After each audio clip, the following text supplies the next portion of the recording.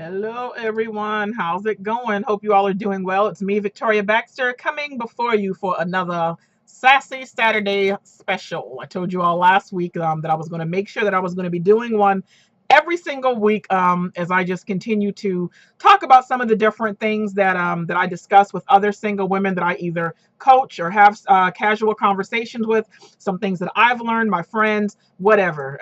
So I just want to share different things. And if you did not catch last week's message, I would dare you to go back and watch it. I think it was very informative, a lot of fun, but a lot of seriousness as well about why some Christian women are still single at this point.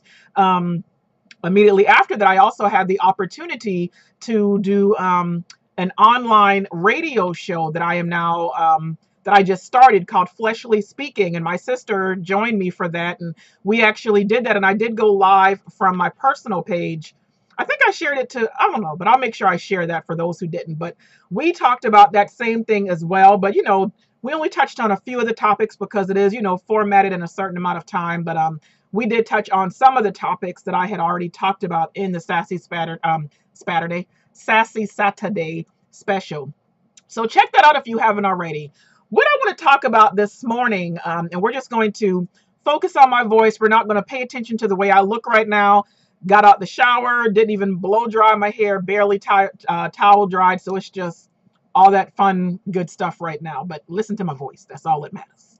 I want to talk about the power of potential. That is what this message is called, the power of potential, because I think it is something that gets a lot of us in trouble sometimes. And I think I hear a lot of women who will say they will never date a man off potential ever. I hear some women say they will never date a man off potential again. I hear some women say, as long as he has potential, that's enough, because if you see the potential, you never know what's going to come about. So I wanted to take this time to speak off of the power of potential alone and why it may or may not be a bad thing. Now, let's look at the actual definition of the word potential. What it says is having or showing the capacity to become or develop into something in the future. Having or showing the capacity to become or develop into something in the future. So pretty much what we're seeing here, what we're understanding is that potentially generally refers to a current unrealized ability. That's where the issue is. I do not necessarily think there is a right or wrong answer when it comes to dating off of potential alone. I think that is a choice that each individual has to make. But what you have to understand is what potential is. Like it says, you're showing the capacity to become something. You are showing that you can potentially become something. So where does that tie into your dating life? Because a lot of women, they come across a man and they see potential, and that's enough for them. And if that's enough for you, that's all that matters. Again, there is no right or wrong answer to this. But the issue at hand is, at what point do you walk away? At what point do you realize, hey, this person has potential, but it has not manifested. It has not become anything. This person is not going to, walk into what I know that they have the ability to become. How much time are you giving yourself?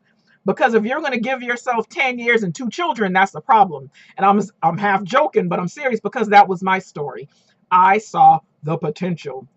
Whatever. I don't even really know if he had any potential. I think I just saw what I wanted to see, truth be told. But anyway, that's what happened with me. I saw the potential and the things that he would talk about. And he was so freaking intelligent. He was highly intelligent. And he was very attractive, very good looking. He fit my type, which my type has always gotten me in trouble. Praise God, he's the only man that I actually have kids with. But my type has always gotten me in trouble. My preference has always gotten me in trouble. Seeing the potential has always gotten me in trouble, because my issue was not knowing when to walk away. My issue was not realizing, hey, they are not living up to it. Let it go. But I was always stuck on that potential. And so I did that as far as my ex was concerned. I would hear him talk about certain things that he wanted to do, that he wanted to become. And in my mind, he has the potential. At least he talks about it. It's going to happen, and we're going to be happily ever after, and everything is going to be wonderful and beautiful in the name of Jesus. And we're going to be on fire for God, and we're going to worship God together. We're going to have these great Christian children, and blah, blah, blah, blah, blah. Lies. All lies. It didn't happen. And again, it took me about 10 years off and on. I got cheated on a couple of times. He had a couple of kids before me, some throughout and some after. We got 2 kids together. None of those things. He didn't live up to any of them. And I walked away scarred, bruised, battered, the whole nine, all because I saw potential, but he never. And even now, I officially broke up with him back in 2012. In 2014, we, kind of talked about getting back together, but I realized that nothing had changed. And even now, after all of these years, 4 to 6 years later, still nothing. And actually, it's almost like he got worse. And I've even had some people in his family, some of his other baby mamas, like all that other stuff, tell me like I was the best thing that happened. Like he was at his best when we were together. But of course, that's not going to be enough for me to be motivated to go backwards. The power of potential had me in trouble because I did not know when to walk away. And I stayed because I kept saying good. And then, of course, at that time, it was, well, I've stayed all this time. Well, now I've got 2 kids. Well, we're living together. I mean, well, I don't want to be baby mama number 4. So now I have to stay with him. What are other people going to think? Well, he has the potential. He has the potential. He has potential. This relationship has potential. We could potentially get married. That messed me up.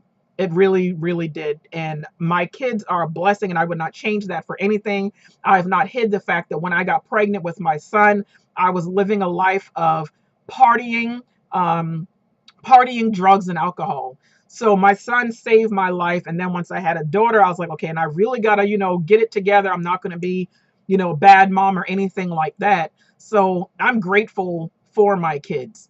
So I try to be mindful. I don't want to say my kids are the only thing that I got out of the deal, but I learned some lessons, and stuff like that. But you have to be mindful with potential and when it comes to potential, because a lot of men have potential. But again, if it's unrealized ability, that presents a problem.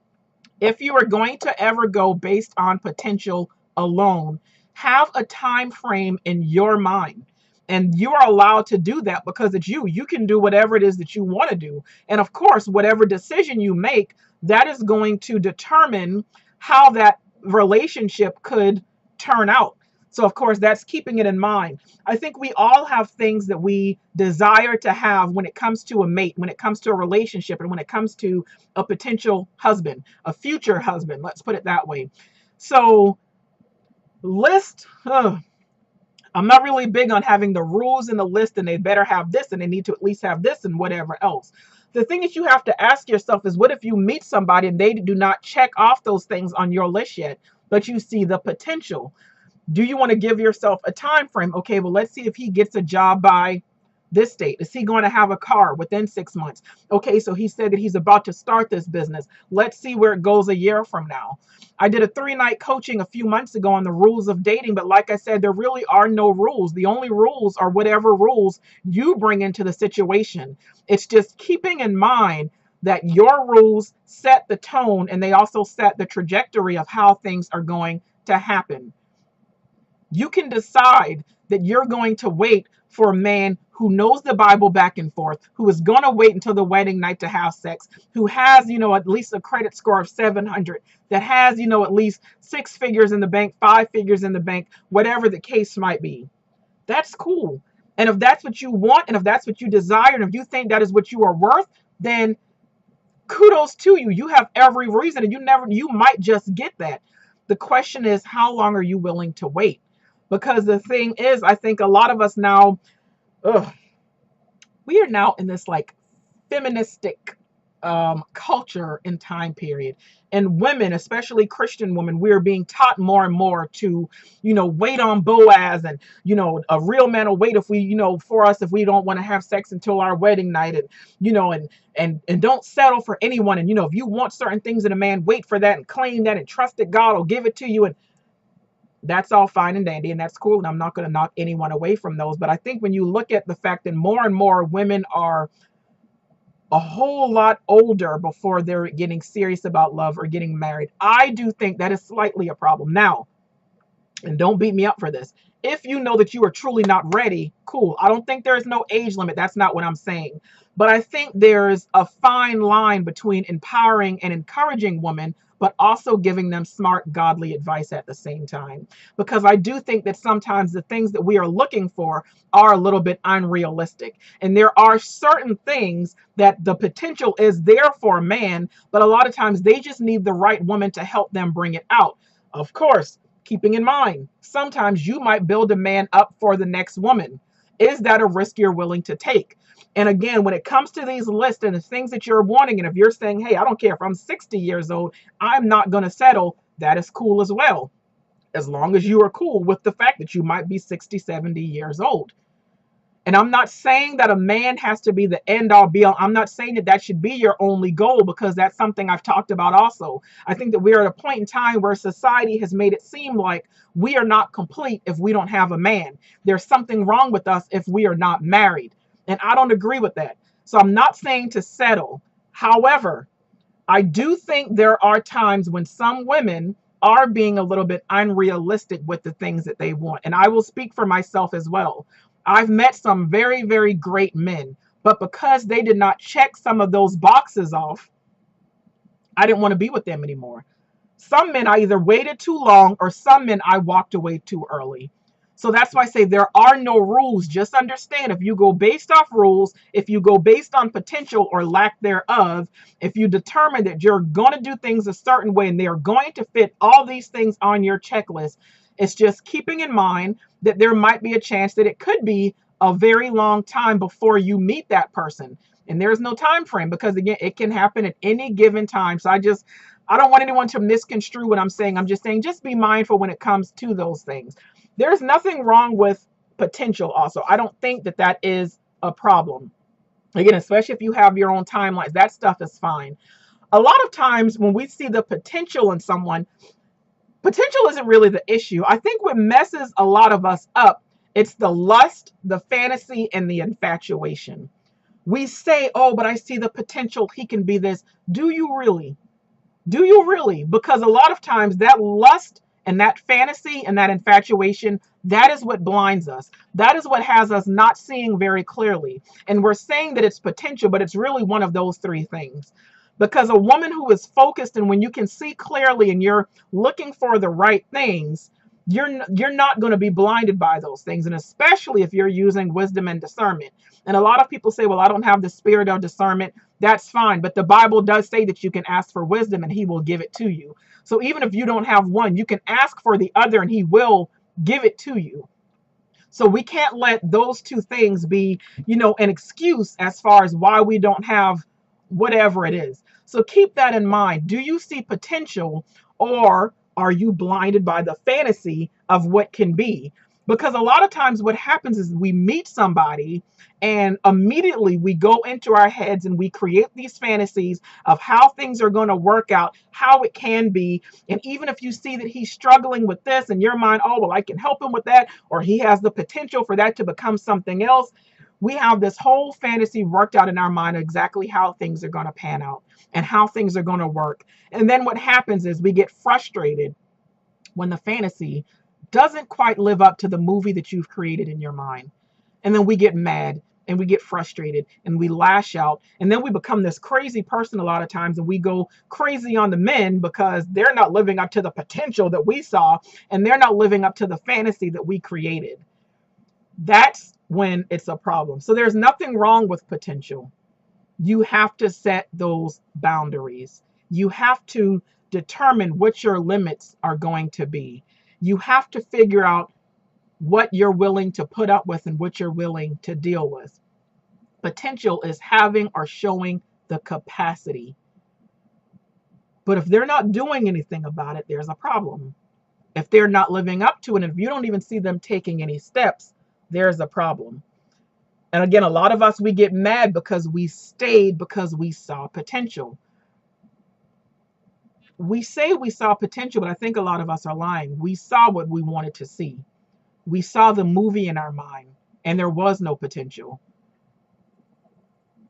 We got strung out on the drug of what might be, and that's what we got addicted to. We were addicted to the fantasy.